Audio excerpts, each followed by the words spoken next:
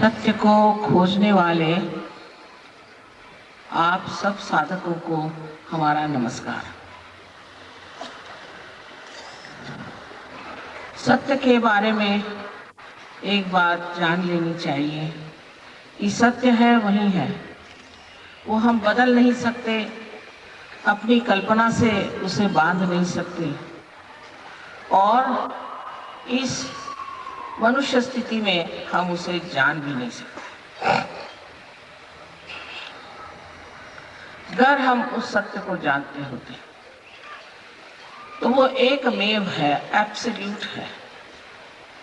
उसके बाद हम लोगों में इतना तनाव, इतना झगड़ा और इस कदर की नासमझी कभी ना थी। सब संतों ने, चाहे वो हिंदुस्तान में हो चाहे किसी और प्रदेश में हो, सब ने सत्य को जाना था और सब ने एक ही बात कही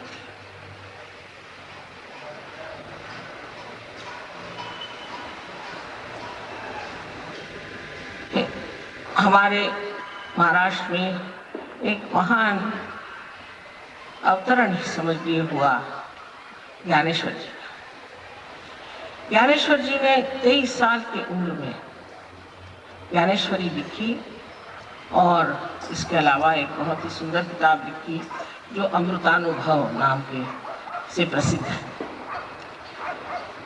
पहली परंपरा ऐसी चली आ रही थी कि एक गुरु का एक शिष्य, ऐसा नाथपंथी में था। एक तरफा भक्ति मार्ग था, दूसरी तरफा लोग या वेद वगैरह पढ़ते थे, पर जहां पर आत्मबोध की बात होती थी वो नाथपंथियों ने कार्य इस महाराष्ट्र में किया। जैसे मच्छिंद्र नाथ है, गोरखनाथ है। और उस वक्त यही परंपरा थी कि एक गुरु के एक ही शिष्य होने चाहिए। लेकिन 12वीं शताब्दी में ज्ञानेश्वर जी ने अपने परम पूज्य गुरु, उनके बड़े भाई थे, उनसे विनती की कि मुझे आप इसकी इजाजत दे दीजिए कि मैं ये ज्ञान लोगों को बताऊं। सिर्फ बताऊंगा और नहीं, पर बताने दीजिए, क्योंकि गीता में भी कृष्ण ने नहीं लिखा।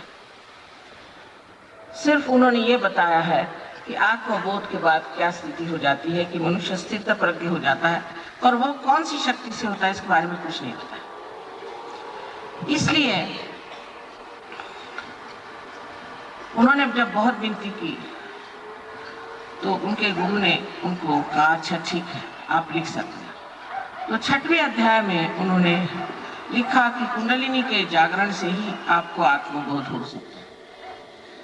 वैसे तो 6ठी शताब्दी में आदि शंकराचार्य और 14 वर्ष पहले मार्कंडेय आदि लोगों ने भी कुंडलिनी का वर्णन किया होता, कुंडलिनी के बारे में बहुत कुछ लिखा था।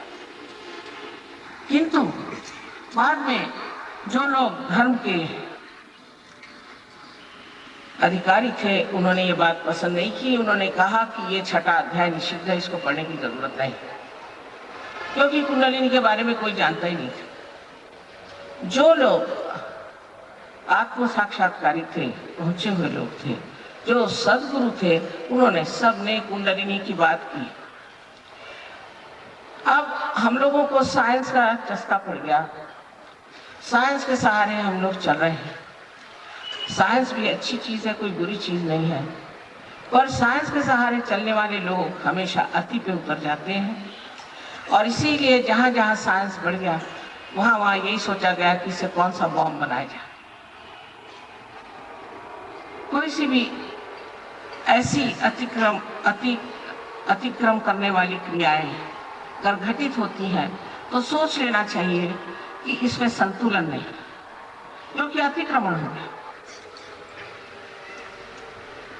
इसलिए आज सारे संसार में एक प्रश्न खड़ा हुआ है कि आखिर हम लोग इस संसार में आए क्यों और किस लिए हमें ये मनुष्य जन्म मिला।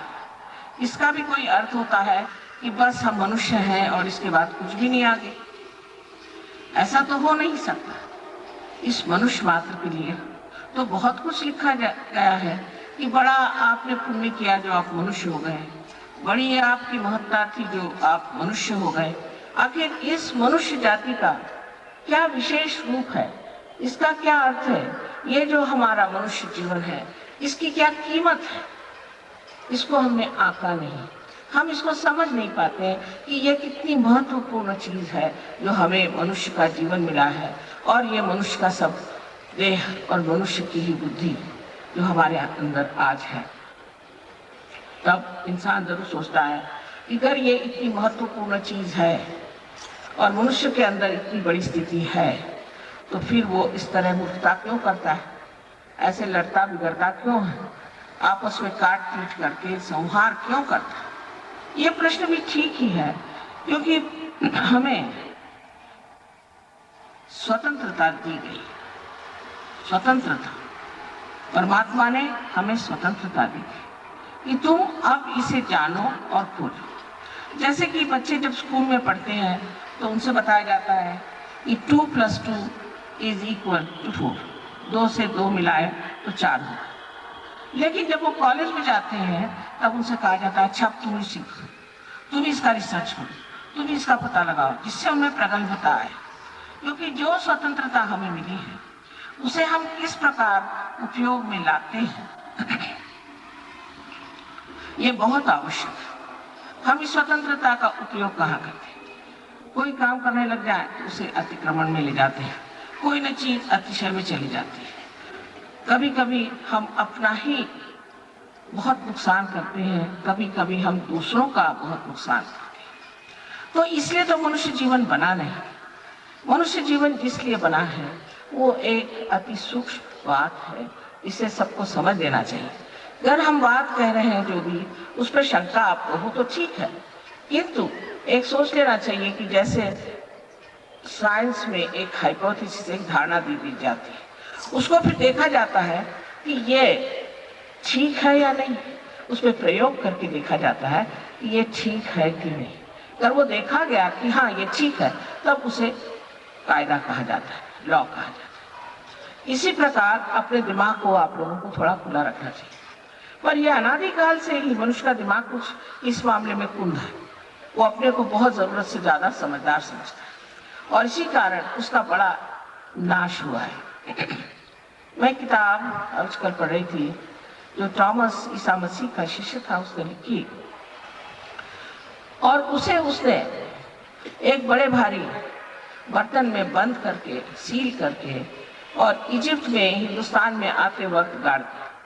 वो अब करीबन 50 साल पहले खोला गया और उसमें देखा गया कि क्या बातें लिखी गई हैं। उसने कहा कि ये बातें ग्नोस्टिक्स की है।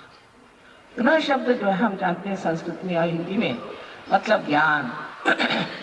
ज्ञान जो कि किताबों से नहीं मिलता, लेकिन जो अनुभव से मिलता है, जो अनुभव सिद्ध है, जो प्रमाण सिद्ध है, वो ज्ञान, इसकी बात उन्होंने की। किंतु उन्होंने गाढ़ क्यों दिया? सोचने की बात है कि ऐसी सुंदर किताब उन्होंने गाढ़ क्यों दी?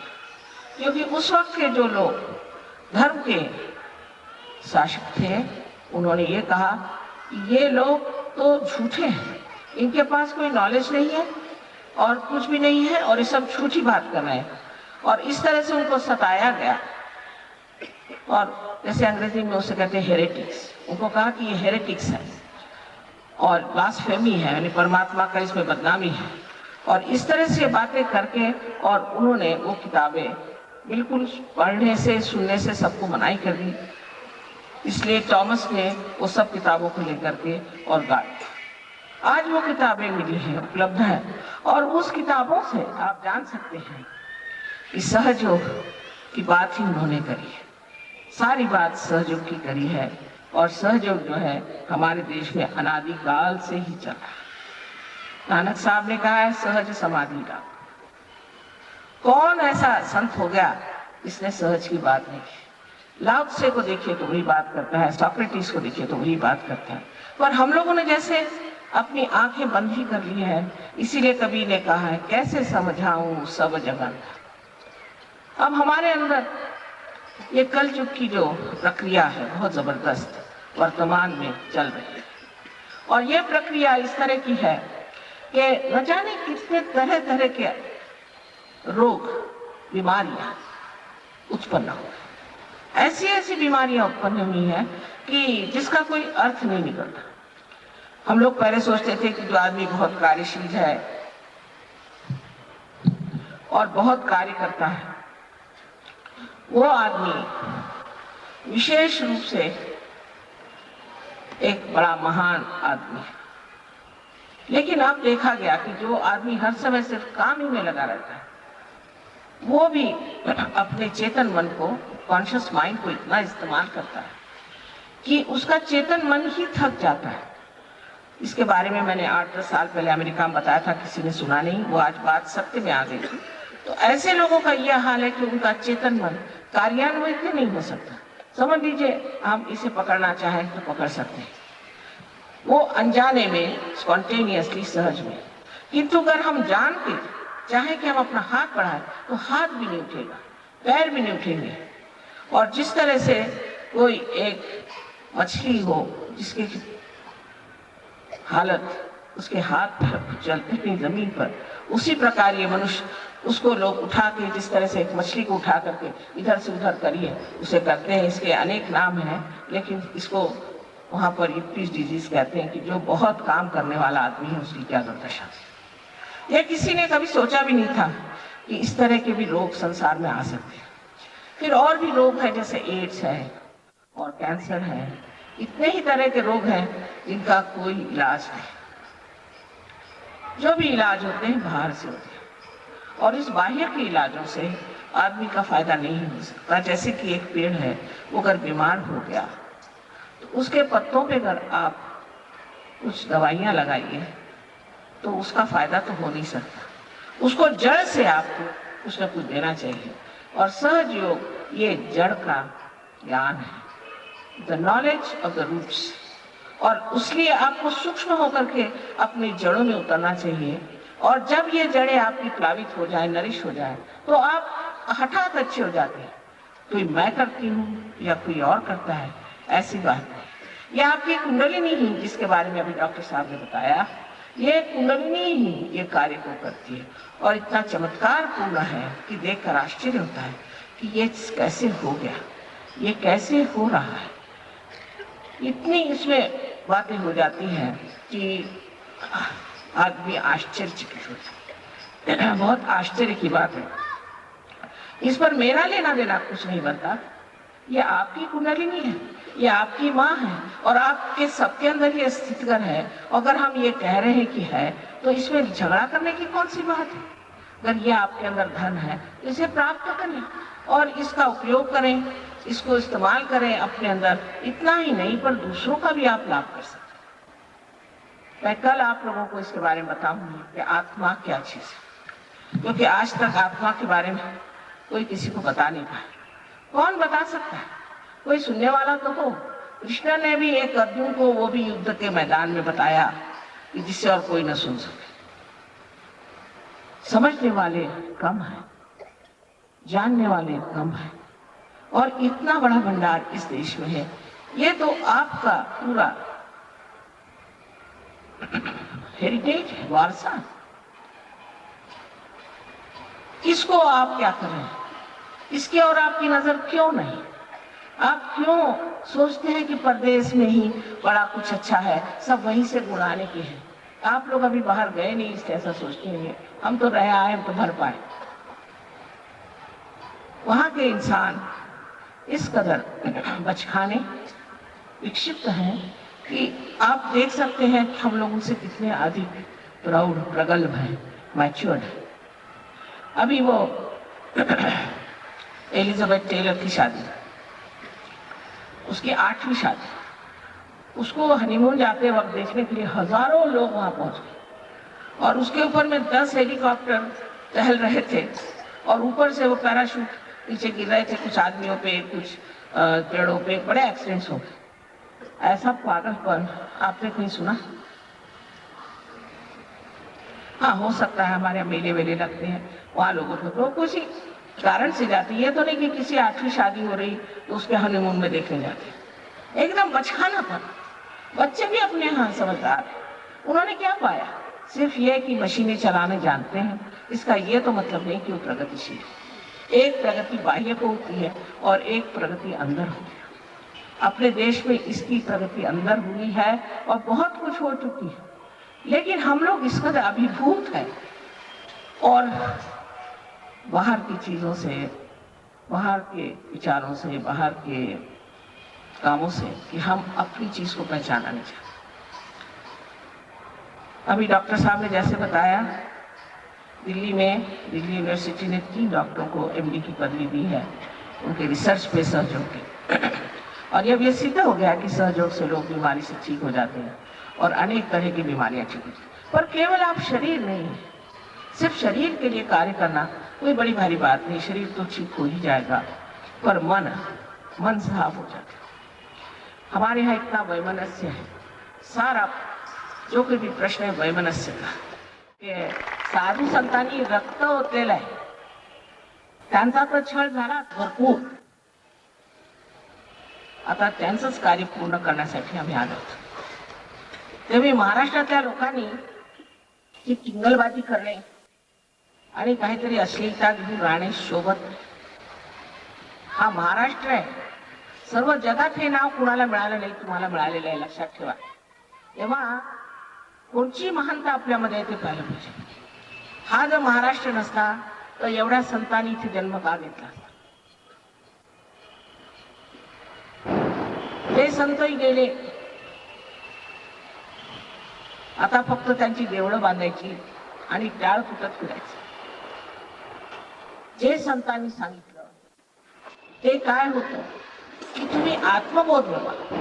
अहो, नामदेवांनी संबंध जोगवा म्हटलेला आहे, त्यात काय सांगितलं की आईचा मी जोगवा मागेन, आणि सगळ्या खेडे गावात सगळीकडे गातायत इतक्या वर्षापासून, तो जोगवा द्यायला आम्ही आलो, तर आता आमच्याशी भांडण कशाच करता तुम्ही? स्पष्ट त्यांनी जोगवा मागितलेला आहे, सगळ्यांना जोगवा माहिती आहे ना। विचार करा सोने, उद्या आजारी पडले की मग येतात डॉक्टरांनी सांगितलं की मी माझा काही इलाज नाही बा, तू करणार 10 दिवसात, मग येतात। परमेश्वर हा आहे आणि त्याचे प्रमाण आहे आमच्या। परमेश्वर नाही असं म्हणणं महापाप। जो आहे तो आहे, तो इतका दयाळू आणि कनवाळू आहे की आपण असं बडबडतो तरी तो आपल्याला काही करत नाही। त्याला माहिती आहे मूर्ख आहेत, काय करायचं। तेव्हा त्याचं प्रमाण घ्या, त्याचा प्रमाण जाणल्यानंतर तुम्ही जर आत्मबोधात उतरले तर तुम्हाला कळेल की हा परमेश्वर सर्व पित्यांचा पिता आणि इतका कनवाळू आनंदाचा सागर, अशा परमेश्वराला नाही म्हणून आपण केवढी मोठी घोडचूक केलेली। हे महाराष्ट्रात व्हावं याचं मला अत्यंत आश्चर्य वाटतं।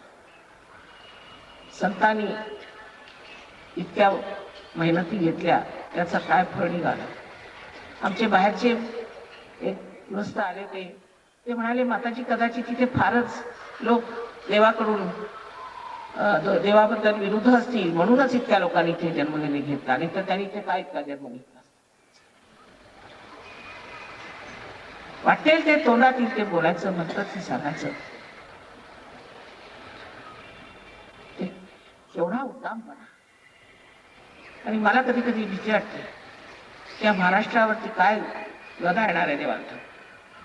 अशा रीतीने बेजबाबदारपणाने बोलणं, भरकटल्यासारखं, जसं काय तुम्हाला सगळा अधिकार आहे। ह्याचं पण एक फार मोठं सायन्स आहे अध्यात्माचं, त्याच्यात उतरा आधी आणि मग बोला। एक अक्षर तुम्ही कधी वाचत नाही, कधी त्याचा व्यासंग केला नाही, जाणलं नाही, एक अमृतानुभवासारख्या 2 ओळी लिहून दाखवा म्हटलं तर लिहून दाखवता येणार नाही। काय ते लिखाण। असे महान लोक ह्या देशात, ह्या महाराष्ट्रात झाले, आणि आपण कुठे बसलेलो आहोत, काय करतोय, लक्ष घालायला।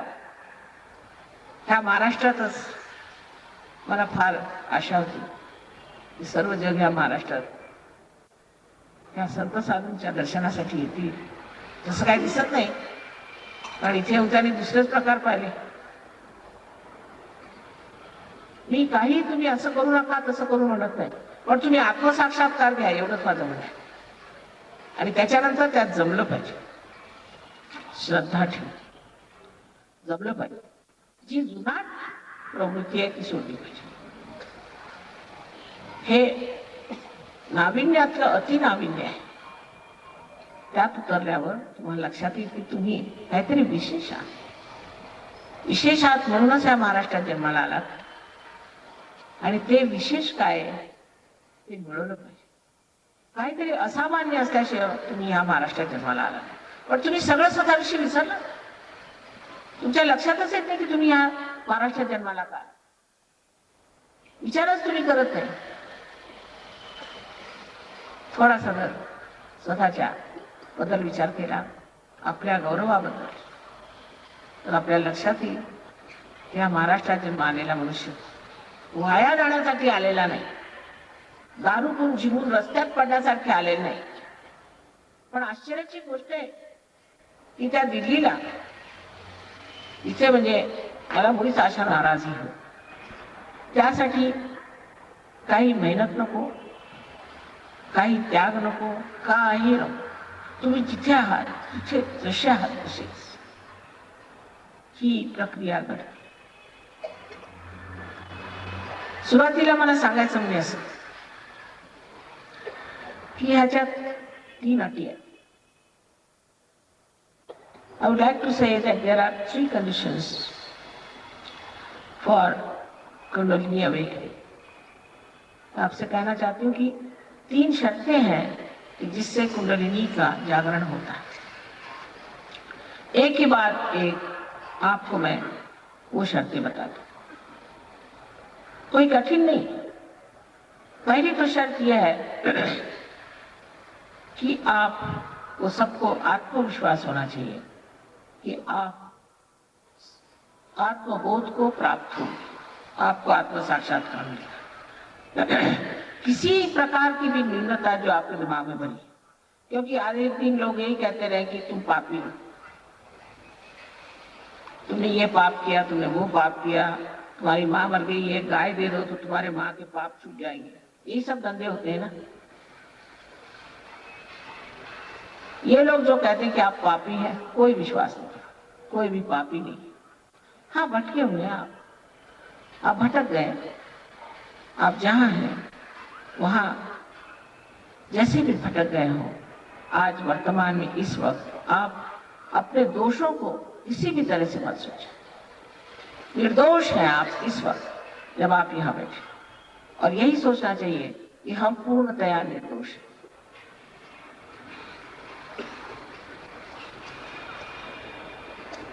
बहुत लोगों के लिए मुश्किल है. ये तो एक बीमारी पड़ गई है लोगों को कि खासकर अंग्रेजी भाषा में कि I am afraid, I am guilty, I am sorry. अंग्रेजी बोलना शुरू कर दीजिए तो आपका लेफ्ट आ गया, लेफ्ट विशुद्धि जो है वो पकड़ जाएगी.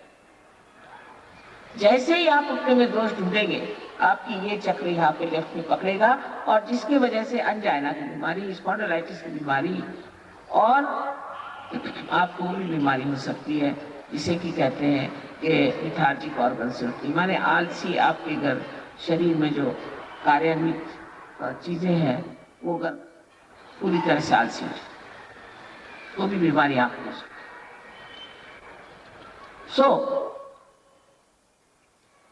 पहली बात ये कि हमें अपने बारे में पूर्ण विश्वास होना चाहिए और सोचना चाहिए कि हम मनुष्य हैं, हम गौरवशाली. इसमें कोई नहीं जात नहीं पात नहीं, इसमें कोई गरीबी अमीरी नहीं है, इसमें कोई ऊंचा नीचा नहीं है. सबके लिए एक ही चीज है कि सबके अंदर कुंडलिनी का वास्तव है और सबकी कुंडलिनी जागृत हो सकती है. ये सब जो बातें आप लोगों को बताई गई है, इसको कृपया आप लोग पूरी तरह से पूछें.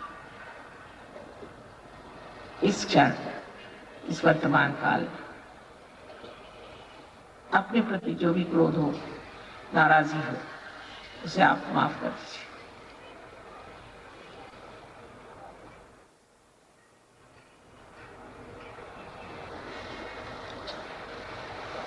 दूसरी शर्त ऐसी है,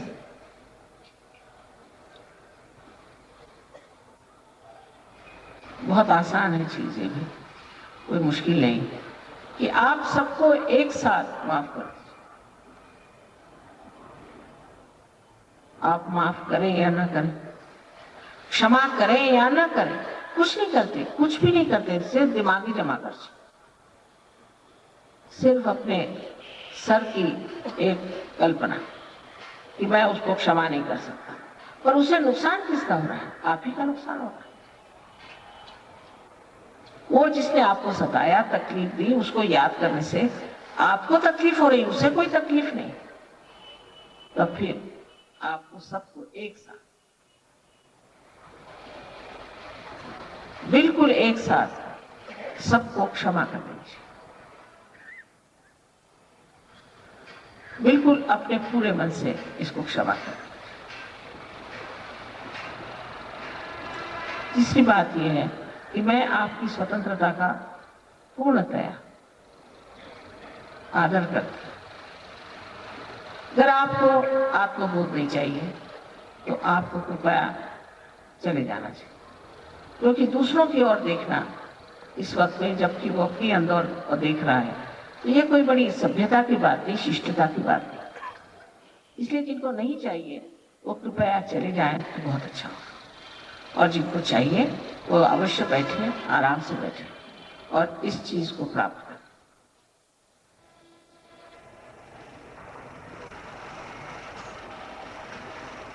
एक छोटी सी विनती है कि आप लोगों का जूते उतार सके तो बड़ा अच्छा होगा, क्योंकि ये जो महाराष्ट्र की भूमि, ये अत्यंत पवित्र भूमि है। अब क्या बताएं आपसे, जो लोग बाहर से आए हैं उनके लिए भी जान लेना चाहिए कि महाराष्ट्र की भूमि, यहाँ की संस्कृति बहुत पवित्र है। अब कुछ रहा नहीं उसमें से। जब हम छोटे थे तो हमने बहुत कुछ देखा था। आप लोग दुर्भागी हैं जो आपने ऐसा देखा नहीं। कोई हर्ज नहीं, फिर से भाग्य जगाना चाहिए इस महाराष्ट्र का। तो कृपया आप अपने जूते उतार के दोनों पैर, जो जमीन पे बैठे हो तो ठीक ही है, लेकिन जो कुर्सियों पे बैठे हो दोनों पैर अलग अलग।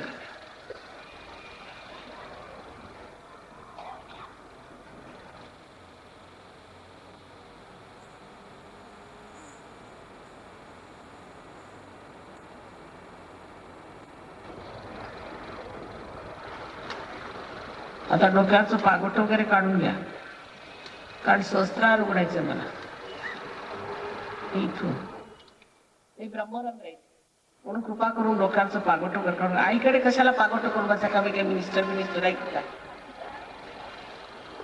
आईकडे पागोट कशाला पाहिजे? तुम्ही आपल्या आईला भेटायला आला, पागोट कशाला पाहिजे? हा, आईचा हात नेहमी डोक्यावर असतो नाही का? पागोट कशाला पाहिजे आईची? टोप्या बिप्या असल्या त्या उतरून ठेवा. गंडे दोरे काही गळ्यात असतील, कमरेत असतील, ते कृपा करून काढलेले बरे.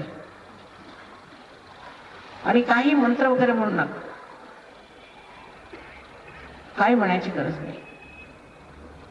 कोई मंत्र आदि कुछ नहीं कहने की जरूरत. कुछ कर आपके गले में तंग चीज हो या कमर में चीज तंग हो तो उसे निकाल दें. कोई भी मंत्र वगैरह नहीं कहने की जरूरत. कुंडली खुद ही उठ करके पूरा काम कर ले. ये आपकी माँ है, आपकी अपनी वैयक्तिक माँ है, इंडिविजुअल मदर. वो आपके बारे में सब जानते हैं और वो पूरे आराम से उठ करके और आपको पूरी तरह से ऐसा बना देगी कि आप खुद हैरान हो जाएंगे कि मेरा एकदम इस तरह से परिवर्तन, ट्रांसफॉर्मेशन कैसे हो. कमाल की चीज. तब आप जानिएगा कि आप क्या है. ये सामने रखिए तो अच्छा रहेगा. कमाल है. ऐसे आगे करिए, सब लोग देख नहीं पा रहे.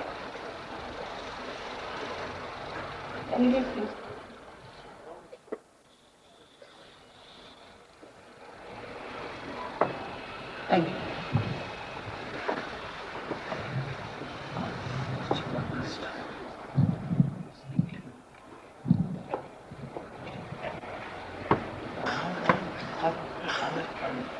और आगे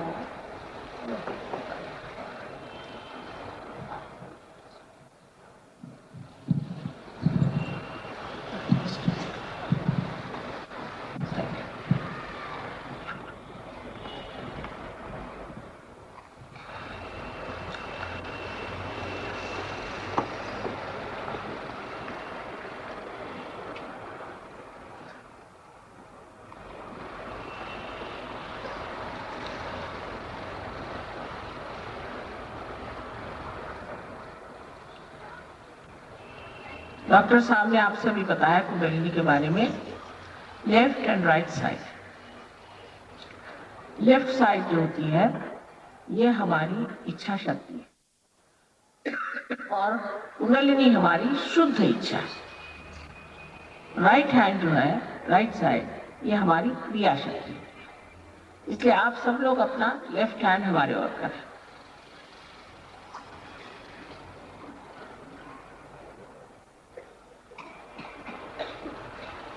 इसका मतलब है कि आपकी इच्छा है, आप चाहते हैं कि आपको आत्मबोध हो जाए।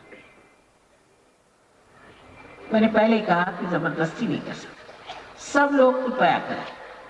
लेफ्ट हैंड मेरी ओर और दूसरों की ओर न देखें। अभी तक तो हम दूसरे की ओर देखते आए हैं, अब अपनी ओर देखने की बात है। डावा हात माझ्याकडे करा आणि उजवा हात ही क्रियाशक्ती आहे। डाव्या हातामध्ये इच्छाशक्ती, उजव्या हातामध्ये क्रियाशक्ती। डावा हात माझ्याकडे करायचा आणि उजव्या हाताने आपल्या चक्रांना प्लावित करायचं।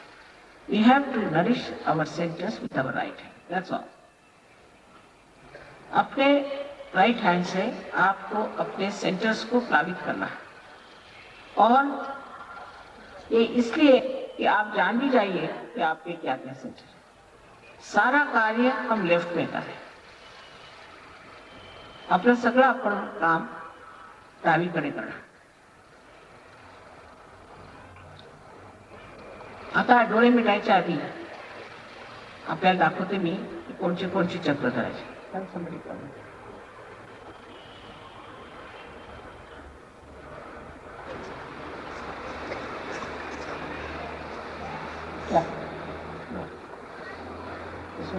तुम्ही आता डावा हात असा यांच्याकडे दाखवता आणि उजवा हात पुढे। सर्वप्रथम अपने हृदय हाथ रखें। सबसे पहले अपने हृदय पे हाथ। हृदय में आत्मा का स्थान है, इसलिए सबसे पहले हम अपने हृदय पे हाथ रखें। उसके बाद हमारा राइट हैंड हम पेट के ऊपरी हिस्से में लेफ्ट हैंड साइड पे रखें। पोटाच्या वरच्या भागात डावीकडे। ये गुरु प्रिंसिपल, गुरु तत्व का स्थान है। ये महान गुरुओं ने बनाया हुआ है, जो सदगुरु हो गए उन्होंने ये स्थान बनाया है और जिसकी कृपा से हम लोग भी अपने ही गुरु हो जाते हैं। क्योंकि जब आप आत्मा हो जाते हैं तो आत्मा के प्रकाश में आप जब चलते हैं तो आप ही अपने गुरु हो जाते हैं। फिर ये राइट हैंड पेट के निचले हिस्से में लेफ्ट हैंड साइड पे रखें। ये चक्र शुद्ध विद्या का है। शुद्ध विद्या का मतलब है जिस विद्या से, जिस ज्ञान से हम एक चैतन्य को उपयोग में ला सकते हैं, परमात्मा की शक्ति को उपयोग में ला सकते हैं। यही शुद्ध विद्या है। लेकिन ये विद्या पढ़ाई नहीं जाती। जैसे कि अब हमें मालूम है कि अगर हमें यहाँ चोट लग जाए तो फौरन ये अंगूठा उसकी मदद कर देता। ये विद्या बंदी बनाई। अगर बहुत ज़्यादा से गायक आए तो हम ऐसे हाथ कर लेते हैं। ये विद्या हमारे अंदर है, शुद्ध विद्या, कोई सिखाई हुई नहीं। इसी प्रकार जैसे ही आपके अंदर चैतन्य बहना शुरू होगा तो आप देखेंगे कि आपके हाथ से ठंडी ठंडी हवा आने लग जाएगी। आपके ब्रह्मरंध्र से कुंडलिनी जब भेदेगी तो यहाँ से भी ठंडी ठंडी हवा आ जाएगी और आप इन्हीं 5, 6 और 7 चक्रों में जान जाइएगा कि आपके अंदर क्या दोष है और दूसरों के किस चक्र पे दोष है। ये जो लेफ्ट हैंड है ये हमारी भावनाएं, इमोशन के लिए, और जो राइट हैंड है वो हमारे बुद्धि के कार्य और शारीरिक कार्य के लिए है, मेंटल एंड फिजिकल वर्क। इसी तरह से 7 चक्रों को मिला करके बीच में जो चक्र तैयार, लेफ्ट एंड राइट सिंपैथेटिक से जो बीच में चक्र तैयार होता है, इसे पैरासिम्पैथेटिक कहते हैं। और इसी चक्रों से ही शक्ति के पुंज है और जो शक्ति हमारे अंदर गुजरती है। कल आपको मैं ये भी बता दूंगी कि हमें बीमारियां क्यों हो जाती हैं। तो आज आप जान लीजिए कि ये शुद्ध विद्या हमारे अंदर संचार करती है, इसका संचरण होता है, जिससे कि आप जान सकते हैं अपने बारे में और दूसरों के बारे में। सामूहिक चेतना में, कलेक्टिव कॉन्शियसनेस में एक नया कॉन्शियसनेस आपके नसों पे, अपने नर्व्स में जाग जाता है। अब अपना राइट हैंड आप पेट के ऊपरी हिस्से में फिर रखें, फिर यही राइट हैंड आप हृदय पर रखें। आपसे मैंने पहले ही कहा था कि अगर आप अपने को बहुत दोषी समझते हैं, हर चीज में आप बड़े संकोच करते हैं, बड़े ही आप फॉर्मल आदमी हैं, तो आपका ये चक्र पकड़ जाता है। और जब ये चक्र पकड़ जाता है, इससे जो बीमारियां हो जाती हैं वो भी मैंने आपसे बता दी। तो इसलिए अब राइट हैंड आप अपने कंधा और अपनी गर्दन, खांदा आणि आपली मान ह्याच्यामध्ये जो कोण आहे त्याच्यावरती हात ठेवा। अब अपनी गर्दन जो है राइट साइड को मोड़ दें, अपनी मान उजवीकडे वळवून घ्या पूर्णपणे।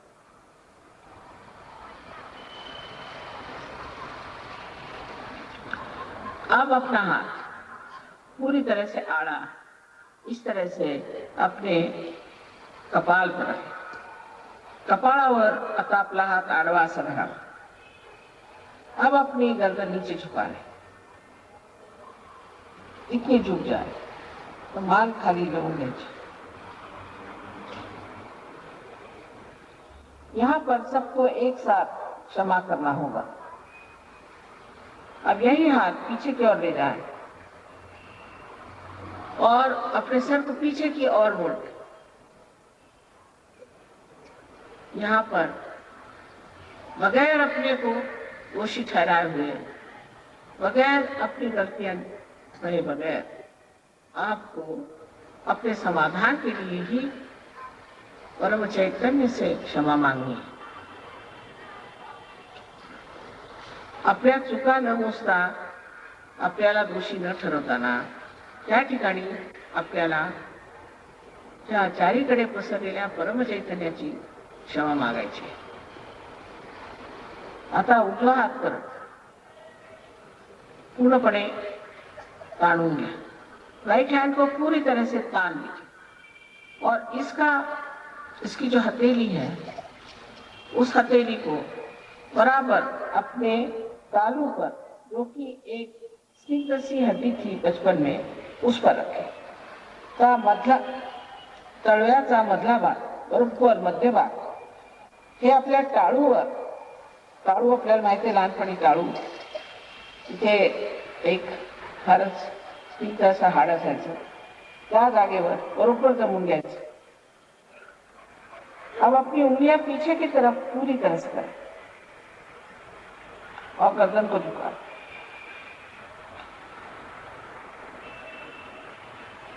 और अब घुमाएं, इसको 7 बार क्लॉकवाइज घुमाइए। मला 7दा घड्याळाच्या काट्यासारखे 7दा फिरवा, हळूहळू दाबून पीछे की ओर उंगली करें, मागच्या बाजूला उडून धरा, ताणून धरा पोट, म्हणजे बरोबर प्रेशर पड़े। दबाव ठीक से पड़ना चाहिए, इसलिए उंगलियां खींच के 7 मरतबा इसे घुमाएं।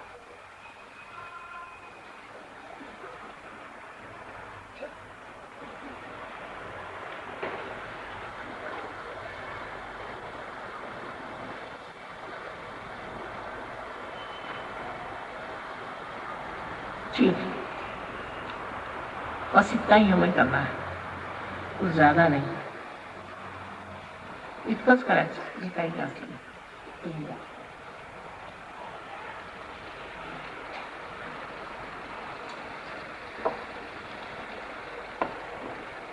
आत्मविश्वास, आत्मविश्वास के साथ लेफ्ट हैंड हमारी ओर करें, डावा हाथ माझ्याकडे, उजवा हाथ हृदयावर, राइट हैंड हृदय पे, हार्ट। और अब आप आंखें बंद कर लीजिए। आता डोळे मिटा, चश्मा उतरवून घ्या, चश्मा उतार लीजिए। जब तक मैं न कहूं कृपया आप आंख न खोलें।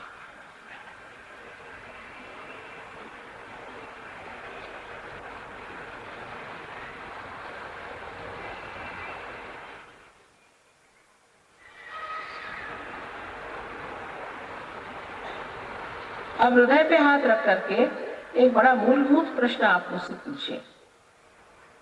3 बार अपने हृदय में उधार हात ठेवून मला एक फार मूलभूत प्रश्न विचारा। हृदयावर हात ठेव, हृदयातच विचारायचा प्रश्न 3दा। माँ, आप मुझे माँ कहें चाहे आप मुझे श्री माता जी कहें। माँ, क्या मैं आत्मा हूँ? प्रश्न विचारा। आई, तू आम्हाला श्री माताजी म्हणता येईल काय मी आत्मा आहे? मी आत्मा आहे का? असा प्रश्न 3दा विचारा। कारण तुम्ही आहात, आप है, आत्मा ही है।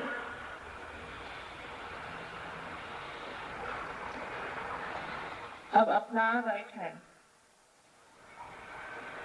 पेट के ऊपरी हिस्से में रखें, लेफ्ट हैंड साइड। आता उजवा हात पोटाच्या वरच्या बाजूला डावीकडे ठेवणे, दाबून ठेवणे। अगर आप आत्मा हैं तो आप अपने गुरु भी हैं। इसलिए दूसरा प्रश्न अपने मन में 3 बार पूछिए। माँ, क्या मैं स्वयं का गुरु हूं? जर तुम्ही आत्मा आहात तर तुम्ही स्वतःचे गुरु आहात। म्हणून एक प्रश्न 3दा मनात विचारायचा, श्री माताजी, मी स्वतःचा गुरु आहे का? मी स्वयंचा गुरु आहे का? मीच माझा गुरु आहे का? असा प्रश्न विचारा मनात।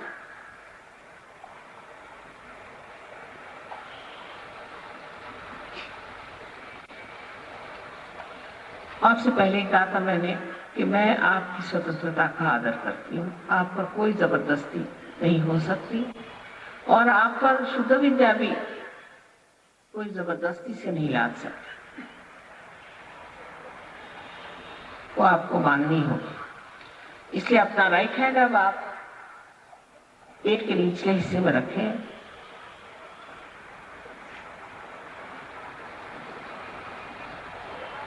लेफ्ट हैंड साइड में।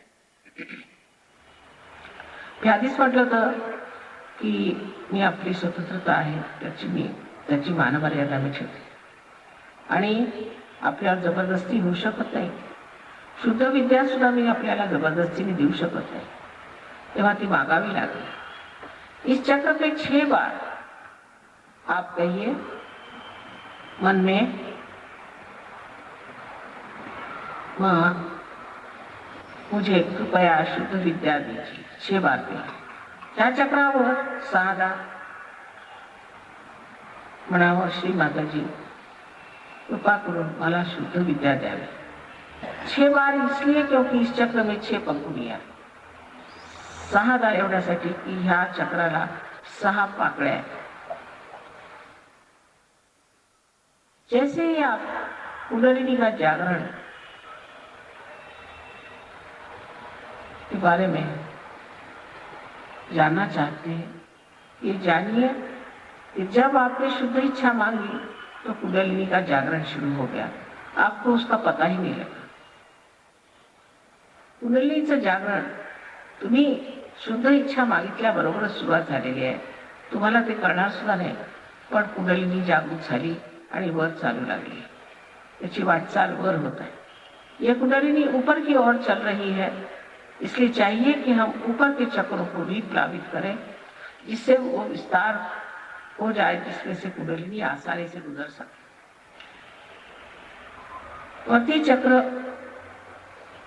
जे आहेत ते विस्तार झाले पाहिजे, त्याचा त्याच्यातनं कुंडलिनी व्यवस्थित गेली पाहिजे।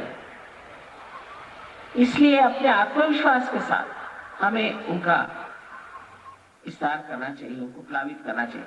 तो आप अपना राइट हैंड पेट के ऊपरी हिस्से में, लेफ्ट हैंड साइड में रखें। आता कृपा करून आपला उजवा हात पोटाच्या वरच्या बाजूला डावीकडे ठेवावा दाबून, आणि इथे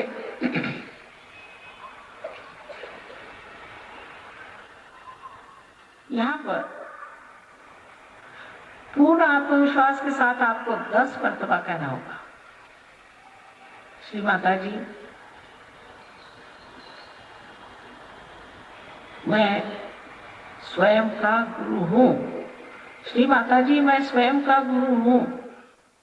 इथे पूर्ण विश्वासाने आपल्याला दादा म्हणा लागेल, श्री माता जी मी स्वतःचाच गुरु आहे असं म्हणावं लागेल। पूर्ण आत्मविश्वासाने दादा म्हणा।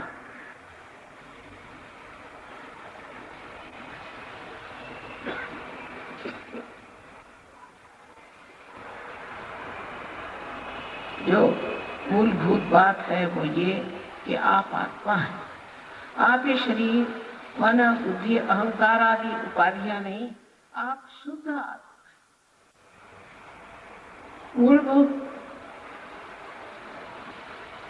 तुम्ही आत्मा, शरीर, मन, बुद्धि, अहंकार आदि ह्या उपाध्या नहीं, तुम्ही शुद्ध आत्मा। इसलिए अब अपना राइट हैंड उठा करके और हृदय पे फिर रखें और पूर्ण आत्मविश्वास के साथ आप कहें, श्री माता जी मैं शुद्ध आत्मा हूं। म्हणून कृपा करून आपला राइट हँड उचलून हृदयाच्या हृदयावर ठेवावा आणि पूर्ण आत्मविश्वासाने 12दा म्हणा, श्री माता जी मी शुद्ध आत्मा है। 12 मर्तबा कहे, श्री माता जी मैं शुद्ध आत्मा हूं। ये जो परम चैतन्य चारों ओर फैला हुआ सारा जीवंत कार्य कर रहा है,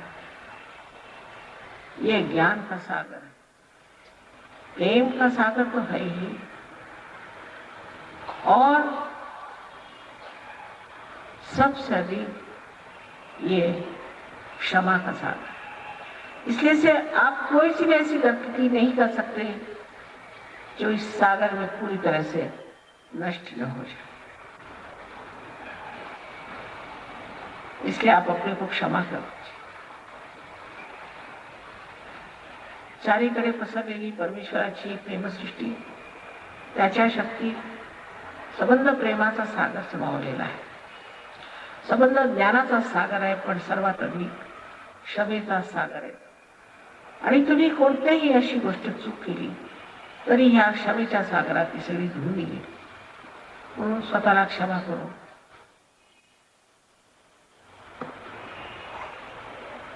आपला हात मान आणि खांदा ह्याच्यामध्ये घ्या। अपना हाथ राइट हैंड गर्दन और कंधा इसके बीच के कोण में रखें और गर्दन को राइट साइड में मोड़ दें। आपल्या मानेला उजवीकडे वळवून घ्या पूर्णपणे।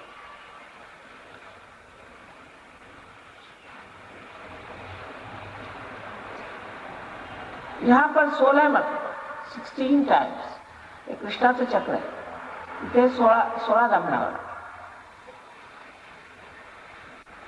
16 मर्तबा आपको कहना होगा पूर्ण आत्मविश्वास के साथ, माँ मैं निर्दोष हूं। इथे पूर्ण आत्मविश्वासाने 16दा म्हणावं लागेल, आई मी निर्दोष आहे।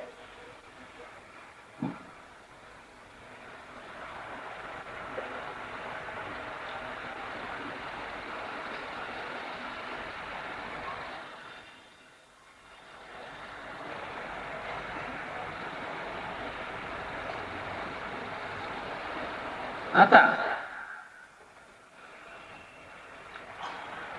मी आपल्याला आधी सांगितलेलं आहे, तुम्ही क्षमा करा अथवा नका करू, तुम्ही काही करत नाही, पण जर तुम्ही क्षमा नाही केली तर अशा लोकांच्या हातात खेळतात त्यांनी तुम्हाला त्रास दिलेला आहे। म्हणून सगळ्यांना एक साथ क्षमा केली, एक साथ कोणाची आठवण करण्याची गरज नाही, कोणाला जाणण्याची गरज नाही, फक्त एक साथ सगळ्यांना क्षमा करायची। मैंने आपसे पहले भी कहा है कि आप क्षमा करिए चाहे न करें, कुछ भी नहीं करते, लेकिन अगर आप क्षमा नहीं करते हैं तो उन लोगों के हाथ में खेलते हैं जिन्होंने आपको सताया तकलीफ। उनको याद करने की भी जरूरत नहीं, उनको गिनने की जरूरत नहीं, बस आप पूर्ण हृदय से सबको एक साथ क्षमा करें। राइट हैंड को अपने माथे पर आड़ा रखें और सर को झुका लें। सर को झुका करके पूरी तरह से आप पूर्ण हृदय से, न कि कितने बार, पूर्ण हृदय से कहें कि माँ मैंने सबको एक साथ क्षमा कर दी। डोक्याला कपाळावर आपला हात आडवा धरा, उजवा हात, आणि नंतर मान खाली वाकून घ्यायची। इथे असं म्हणायचं की आई मी सगळ्यांची एक साथ क्षमा केली। पूर्ण आत्मविश्वासाने म्हणा, कितने बार कहना की बात नाही, हृदय से, कितीला म्हणायची गोष्ट नाही, हृदयापासून ही गोष्ट म्हणायला पाहिजे।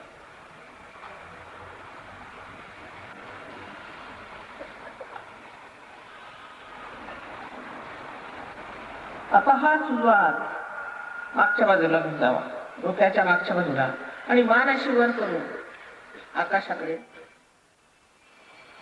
बघून एक डोळे बंद है पण असे वरती मान करायचे।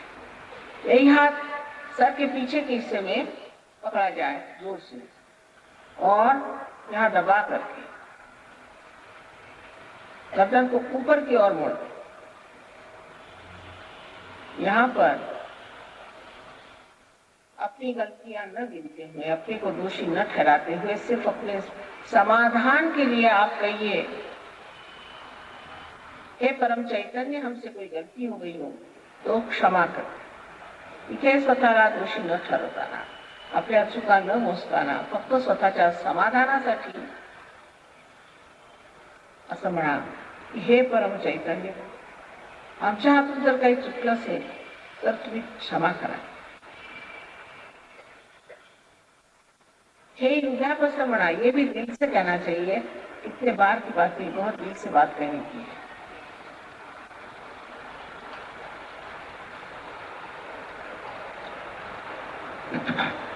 अब आखिरी चक्र बहुत महत्वपूर्ण है, उसके लिए अपने हथेली को तान लें खूब अच्छे से, और हथेली का जो बीच का हिस्सा है उसे अपने तालू भाग पर रख लें, जो कि एक स्निग्ध सी हड्डी थी बचपन में, और उंगलियों को पूरी तरह से बाहर की ओर तान लें और अपनी गर्दन झुका लें। हा फार महत्वाचा शेवटला प्रयोग आहे। तेव्हा कृपा करून आपल्या हाताला पूर्णपणे ताण दे, चा मध्य भाग आहे तो टाळूवर ठेवा आणि पोट मागच्या बाजूला खूप ओढून धरा। उंगलियां जरूर खींच लीजिए बाहर की ओर आणि मान वाकून घ्या। अब यहाँ फिर मैं आपकी स्वतंत्रता का मान रखते हुए ये कहना चाहती हूँ कि आप पे जबरदस्ती आत्म साक्षात्कार नहीं लाना जाए। इसलिए आपको अपने मन में ये कहना होगा 7 मरतबा। जब आप 7 मरतबा अपनी स्काल्प को घुमाइएगा, अपनी सर की चमड़ी को घुमाइएगा, तो आपको 7 मरतबा कहना होगा श्री माता जी मुझे कृपया आप आत्म साक्षात्कार दीजिए। परत सांगायचं म्हणजे की आता मान वाकवली तुम्ही, पण ह्या वेळेला परत तुमचं स्वातंत्र्याचं मला मान आहे आणि जबरदस्ती तुमच्यावर आत्मसाक्षात्कार करता येते। त्या कृपा करून 7दा जेव्हा तुम्ही घड्याळाच्या काट्यासारखे डोक्याची चांबडी फिरवा, त्यावेळेला तुम्ही 7दा म्हणायला पाहिजे श्री माताजी मला आत्मसाक्षात्कार कृपा करून द्यावा। मान वाकून घ्या, गर्दन झुका, उसके बगैर नहीं होगा।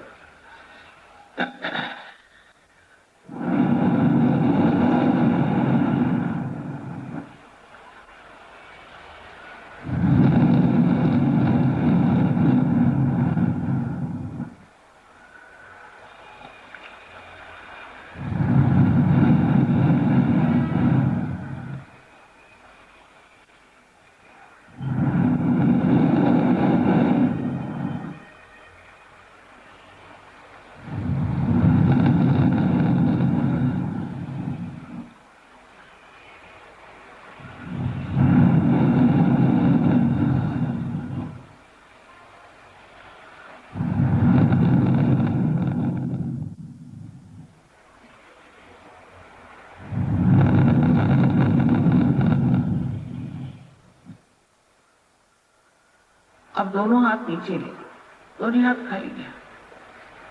अरे असे बट ऐसे मेरी ओर देखिए और विचार न करें। माझ्याकडे बघून विचार करू नका। ही निर्विचार समाधी, थॉटलेस अवेयरनेस।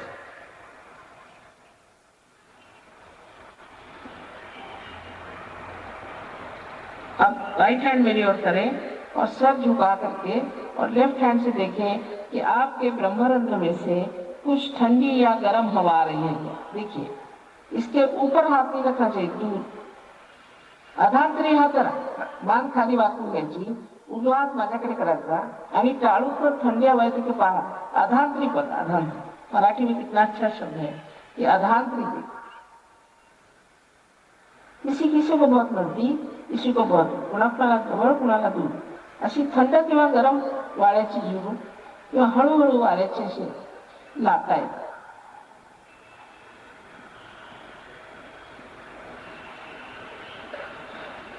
किसी किसी को बहुत जोर से और दूर पे आता। अब लेफ्ट हैंड को मेरी ओर करें, फिर से गर्दन झुका के राइट हैंड से देखें, चित्त रखें तालू पर और देखें।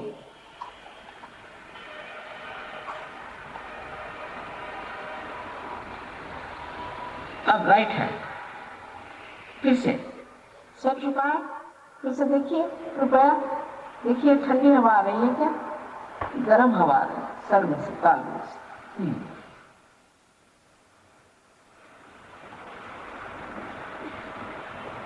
अब अपने दोनों हाथ आकाश की ओर करें और सर को पीछे मोड़ दें। दोनों हाथ वर करो, आकाशाकडे बघा और एक प्रश्न पूछिए, श्री माता जी क्या यही परम चैतन्य? एक प्रश्न विचारा, तीन बार, श्री माता जी का हेच परम चैतन्य?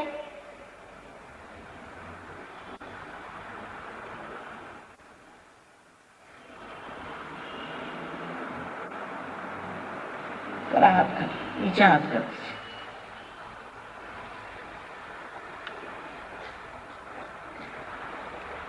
अब जिन लोगों के हाथ में या सर से ठंडी या गरम हवा आई हो, वो लोग सब हाथ ऊपर करें। ज्यांच्या हातात किंवा टाळूतून थंड किंवा गरम वारा असा आला असेल, दोन्ही हात वर करें।